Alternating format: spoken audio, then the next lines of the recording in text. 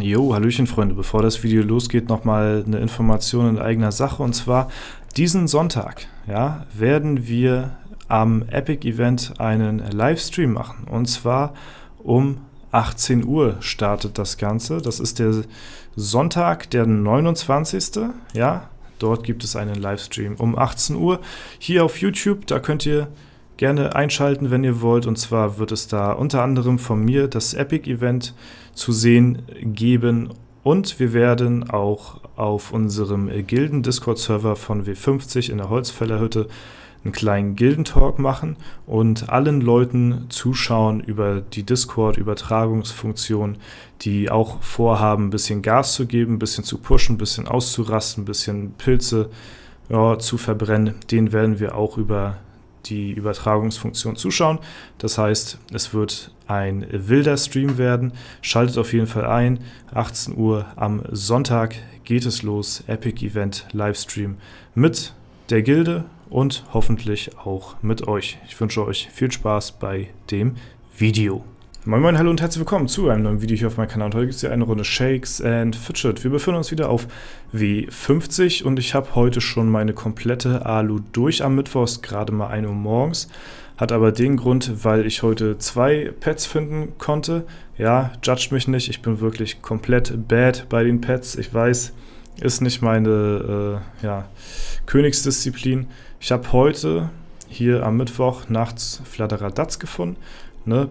Ja, gehe ich jetzt eh nicht drauf. Ich werde wahrscheinlich auf Rosa Lynx gehen und damit dann versuchen durchzukommen. Das kann ich dann am Donnerstag finden, also morgen und das dann tagsüber. Ansonsten habe ich hier auch heute noch, wo war das? Tivitch? Nee.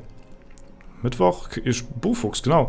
Bofuchs habe ich gefunden gehabt und mit Bofuchs werde ich dann auf Köhlig und dann durchgehen. Ne? Habe ich jetzt auch gefunden.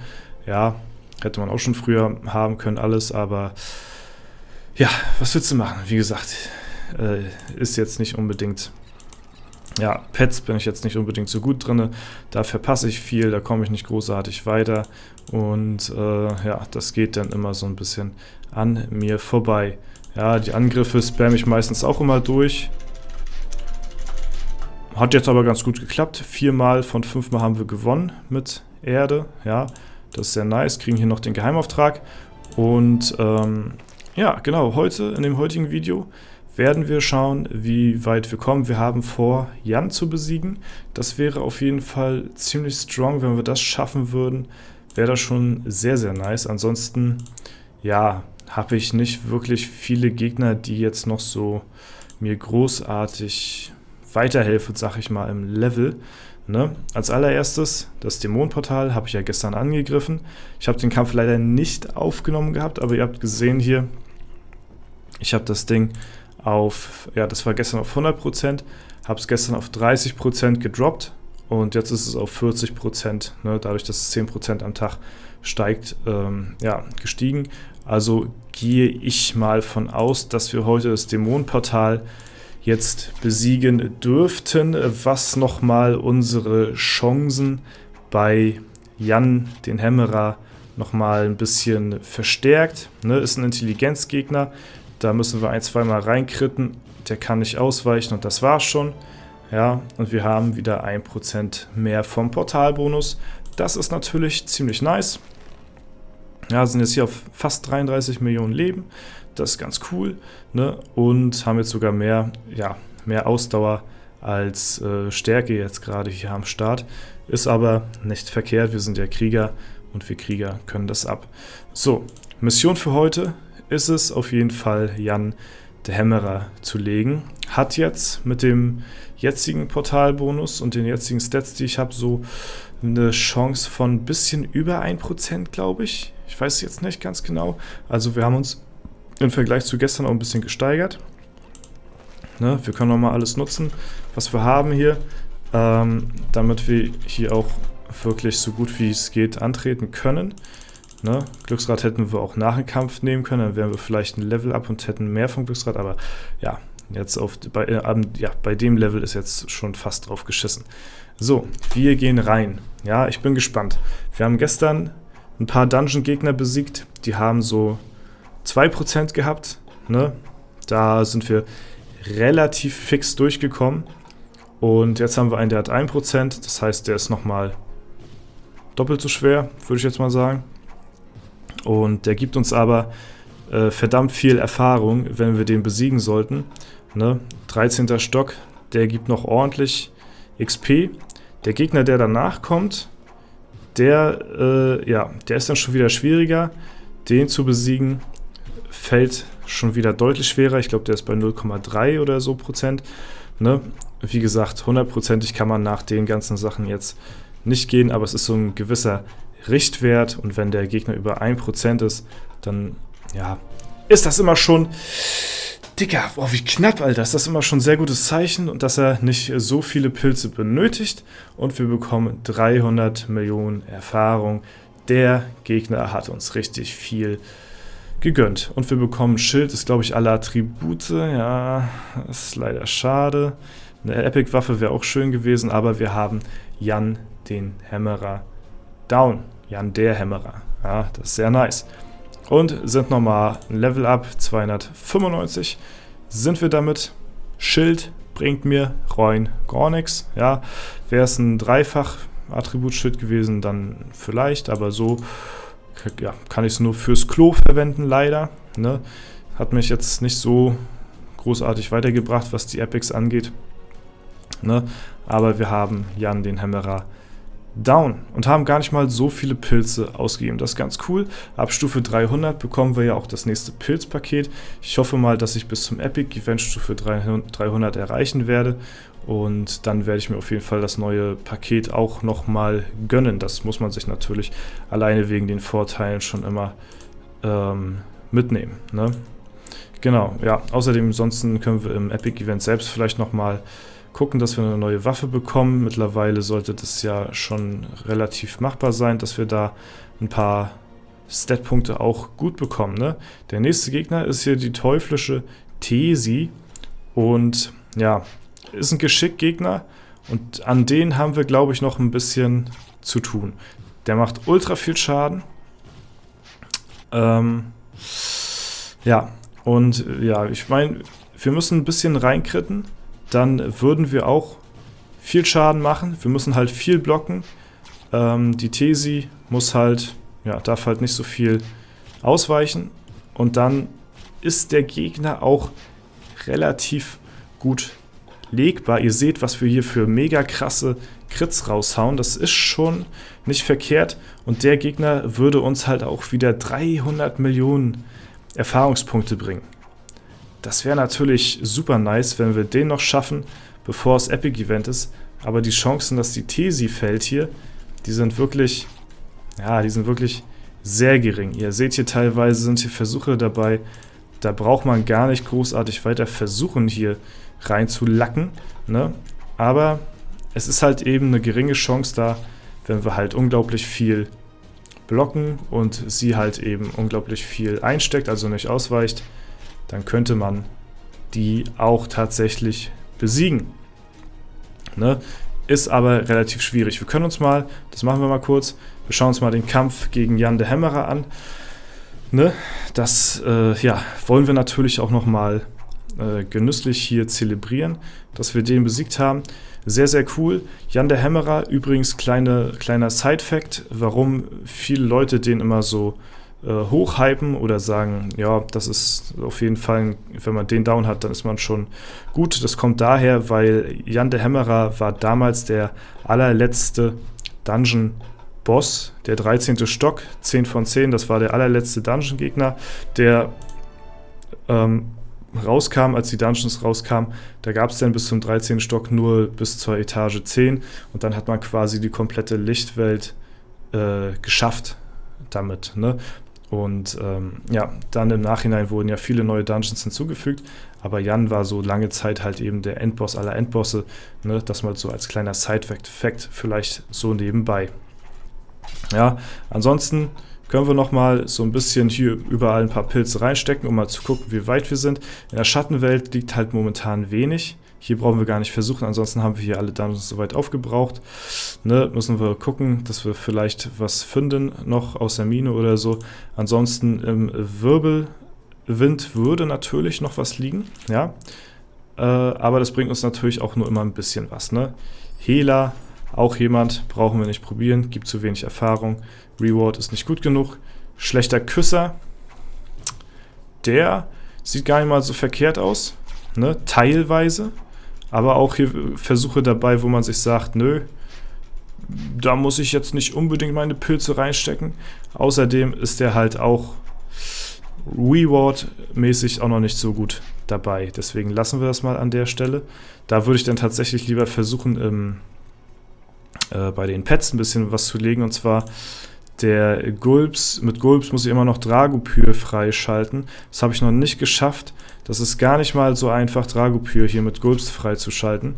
Ne? Ich warte eigentlich darauf, dass mein Gladi noch auf Stufe 11 kommt, damit wir hier noch ein bisschen bessere Chancen haben, weil ich muss unbedingt Dragopyr haben, weil mit Dragopyr muss ich halt hier nachher am Ende des Tages durch. So, ne? Und ja, den zu finden ist ja relativ easy. Ne? Der kommt ja hier im Waffenladen vor, aber den zu besiegen, das ist relativ schwer. Ne? Ist auch eine relativ teure Route, die ich jetzt hier, sag ich mal, gewählt habe damit, ne? Aber den müssen wir auf jeden Fall noch besiegen. So, ansonsten gucken wir nochmal in Hemuridor rein, der Oberork, ja, boah, auch ein sehr knapper Try eben gewesen, ja, krass. Also manchmal sind hier echt fette Versuche dabei, wo man sich sagt, jo, der hätte doch jetzt fallen können, ne? Und dann sieht man hier konstant nur bis zur Mitte, also der eine Versuch, der war schon echt ziemlich krass gewesen. Ja, und gucken wir zu allerletzt nochmal in den Märchenturm. Das würde uns und unseren Begleitern ja am meisten bringen, weil wir hier nochmal vielleicht ein gutes Begleiter-Item bekommen würden. Vielleicht nochmal eine geile Waffe oder so für die Kunigunde. Entschuldigung, die Stimme gerade weg gewesen hier. Bin auch leicht erkältet momentan. Oh. Ja, und natürlich würde der uns wieder ein Bildchen im Sammelalbum plus halt 1% mehr beim Questen bringen. Das wäre schön, wenn der liegt, aber davor gucken wir vielleicht mal in den Wirbelwind rein. Ja, hier liegt noch ein bisschen was, das ist ganz nice. Da können wir noch mal ein bisschen versuchen, ob wir hier weiterkommen. Sehr gut. Oh, oha. Fallen ja relativ viele sogar hier.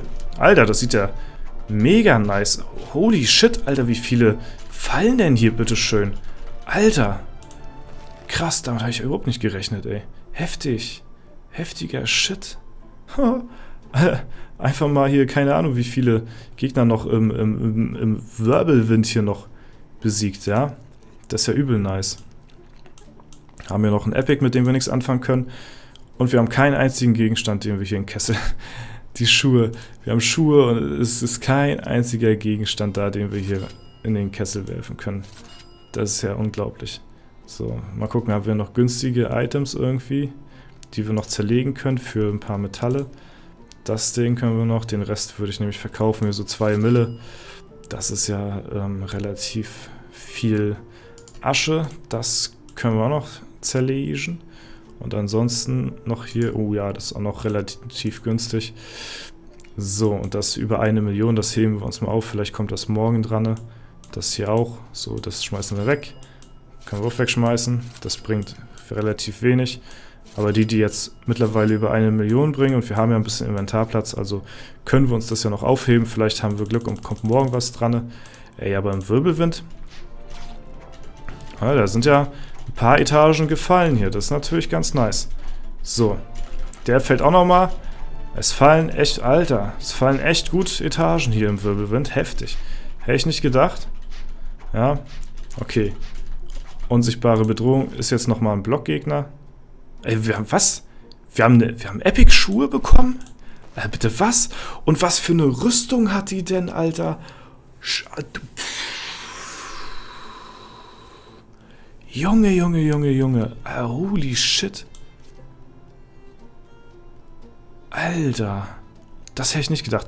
Und wir verlieren sogar keine, ne, ich habe ja hier noch Lebensenergie plus 4. Wir verlieren hier keine Lebensrune, weil wir haben jetzt, glaube ich, genau alles so abgestimmt mit dem Epic. 4, 8, 12, genau auf 15. Genau auf 15. Das war jetzt noch das Item, was zu viel war. Ja, heftig. Steingewinnung, her damit. Alter, was für eine Schuhe. Wir brauchen gar kein Epic-Event spielen. Ja, wir brauchen gar kein Epic-Event spielen. Wir haben hier schon fette Schuhe bekommen jetzt. Richtig nice Upgrades. Richtig coole Sneaker hier am Start. Sehr nice, ja. Gut, das heben wir jetzt auch einfach mal auf. Krass. Richtig krasse Upgrades. Und vor allen Dingen auch mit der richtigen Rune drauf. Das kommt jetzt noch dazu, ne? Widerstand gegen alles. Jetzt haben wir hier Widerstände plus 28. Das ist fett. Das ist sehr krass, ja. Gut, hier machen wir erstmal Pause im Wirbelwind. Das Einzige, wo wir jetzt noch ein bisschen tryen können, ist im Turm. Ja, der könnte als nächstes eventuell liegen. Können wir uns aber auch noch ein bisschen Zeit mit lassen. Ich denke mal, wir sparen uns die Pilze auf. Ja, wir verbrennen hier nicht allzu viele. Ein Versuch noch. Ja, wir verbrennen hier nicht allzu viele Pilze in dem Ganzen. Ansonsten, ja, ich warte, wie gesagt, erstmal auf meinen Gladi, dass der auf Stufe 11 ist. Dann haben wir nochmal ein paar mehr Chancen. Deswegen sparen wir uns erstmal die Pilze auf. Wir haben hier schon sehr viel geschafft jetzt, die Folge. Sehr viel. Hätte ich nicht gedacht, ne, dass wir nochmal so weit kommen, vor allen Dingen im Wirbelwind. Ne? Jan haben wir besiegt. Und ja, ansonsten, ich habe auch bald meinen Arena-Manager Full Platin. Das ging echt sehr, sehr, sehr, sehr, sehr, sehr schnell diesmal auf dem Server. Ne? Oder generell ist ja mein erster Server, wo ich den Arena-Manager so richtig durchgezogen habe. Wie gesagt, nicht perfekt gespielt. 2-3 Tage habe ich den Händler verpasst. Ja, aber trotzdem haben wir übel reingelackt, was die Boosts angeht. So. Und ja, deswegen, ich bin gespannt, was ich nachher in 7 Stunden nochmal bekommen werde. Und jo, dann können wir nachher hier anfangen, mit den 7-Tage-Skips da jeden Tag hier durchzuskippen und dann unsere Runen hochzuziehen. Mega krasse Upgrades, ja. Vor dem Epic-Event werde ich den Gladi auch noch auf 11 hochziehen. Falls ich das nicht schaffen sollte, werde ich das dann durchpilzen, dass der auch rechtzeitig dann auf 11 gelangt. Ne? Vielleicht haben wir bis zum Wochenende auch noch einen Bonus im Dämonenportal, nochmal 1% mehr. Dann stehen die Chancen noch besser. Heftige Schuhe bekommen hier, ja, ziemlich krasse Upgrades, ne? Und ihr seht, da ist ein bisschen was inaktuell hier, der Helm, den könnte man auswechseln, ne? Das ist eigentlich so das schlechteste Item, ansonsten, ja, ist alles so minus 30 Punkte vielleicht so, ne? Also es würde sich schon lohnen, aber ich werde beim Epic-Event nur nach einer Waffe suchen und alles andere, was ich dann bekomme nebenbei, ne, muss ich ja im Waffenladen blättern, dann, ja, nehme ich dann so einfach so mit. Ansonsten im Zauberladen werde ich, glaube ich, nicht allzu viel blättern. Ne? Ein Ring wäre auch wieder schön, aber nicht notwendig. Gut, das war es soweit für die Folge. Sehr, sehr erfolgreich. Ich hoffe, das Ganze hat euch gefallen. Falls es der Fall sein sollte, lasst gerne eine Bewertung und Kommentar dazu da.